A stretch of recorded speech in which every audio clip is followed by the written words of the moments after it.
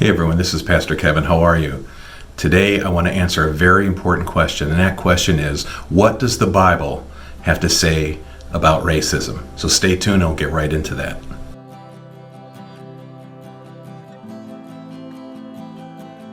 I know there's a lot of opinions out there about what race is, but as a Bible-believing Christian, I want to look at what God has to say. If God is the creator and He made everyone, then He is the ultimate authority, and though we may all have a different opinion, at the end of the day, what really matters is what God says.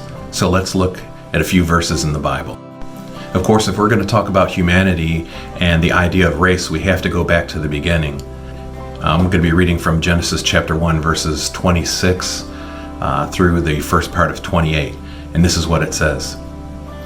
Then God said, "Let us make man in our image, after our likeness, and let them have dominion over the fish of the sea, over the birds of the air, and over the livestock, and over the earth, and over every creeping thing that creeps upon the earth." So God created man in His own image. In the image of God He created him. Male and female He created them.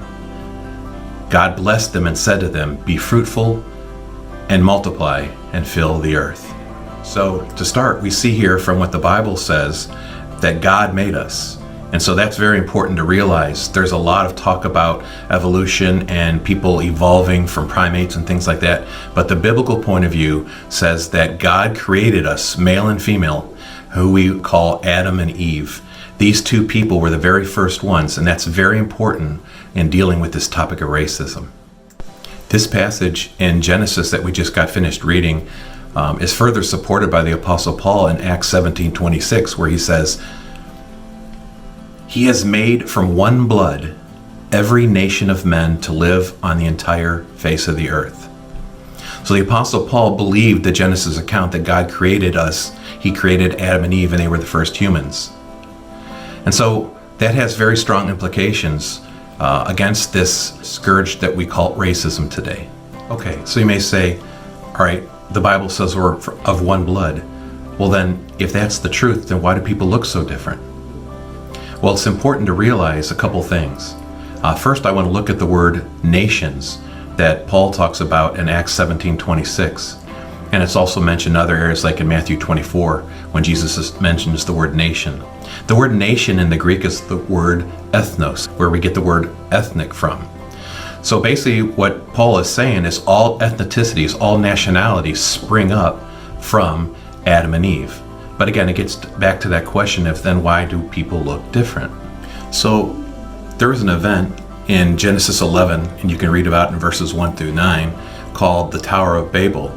And this was a time when the whole world was united as one, but it wasn't in a good way. They were all united as one trying to build a tower up to heaven.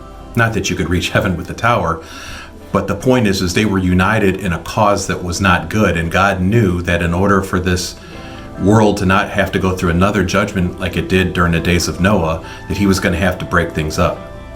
So He decided to confound their languages. And after this happened, it caused the work to cease, and people began to disperse and eventually began to spread all over the earth. And as people spread all over the earth, we noticed that they started to look different because there were certain traits in their genetics that were more prominent versus others. And so some people lost their ability to have darker skin, such as people like me. Other people retained that, and they're more of that olive color complexion. And others, the genes that for the darker amount of melanin in their skin allowed for them to be darker, and other different changes that happen. This isn't evolution. This is simply different changes, not unlike you'd find in a dog breeder. You can see different dogs, short dogs, tall dogs, long-haired, short hair. They're still all dogs. No one says one's more dog, one's less dog. They're all dogs. And it's the same thing with us humans. We may look a little bit different, but genetically we are alike, and they can trace through genetics our ancestry all the way back to the beginning, and it's pretty fascinating. And there's different links I may put into the description below that can explain a little bit of that for you. But at the end of the day, we're all equally human. The Bible rejects this idea of racism, this idea that people have different worth and different value, because the Bible says that we all come from Adam and Eve, that we are all of one blood and we are all equal. God loves us the same, and in his eyes, there is no distinction. And so if you're going to call yourself a Christian, it's very important that you adopt this view, that you treat everybody equally, that you treat everyone as equal value and equal importance in the sight of God, just as God sees it. So in conclusion, there is one God, there was one race called the human race. There are different nationalities, and we can celebrate those amazing differences. But at the end of the day, we should never judge anyone by the color of their skin or different facial features or whatnot. We should treat everybody with the love and compassion as our fellow man, made in the image of God. We are all related if you go back far enough. Again, this is Pastor Kevin for Kevin Shares. God bless you, and I hope you have a great day.